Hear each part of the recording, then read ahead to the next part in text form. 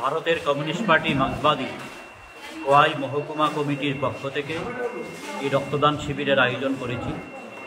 আগামী 7-8 ডিসেম্বর আমাদের পার্টির 24তম খোয়াই মহকুমা সম্মেলন অনুষ্ঠিত হবে।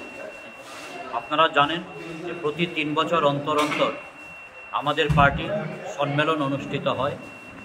আগামী এপ্রিল মাসে দক্ষিণ ভারতের তামিলনাড়ুতে আমাদের পার্টির 24তম পার্টি কংগ্রেস অনুষ্ঠিত হবে। এর আগে প্রতিটি রাজ্যে একেবারে শাখা স্তর থেকে রাজ্য স্তর পর্যন্ত সম্মেলন অনুষ্ঠিত হচ্ছে। আমাদের রাজ্যেও ইতিমধ্যে ব্রাঞ্চ স্তরের সম্মেলন শেষ হয়েছে, অঞ্চল স্তরের সম্মেলন শেষ হয়ে বর্তমানে মহকুমাগুলির সম্মেলন চলছে। আগামী 7-8 ডিসেম্বর আমাদের খোয়াই মহকুমা সম্মেলন। এই সম্মেলন উপলক্ষে আমরা এই রক্তদান শিবিরের আয়োজন করেছি। Thank you.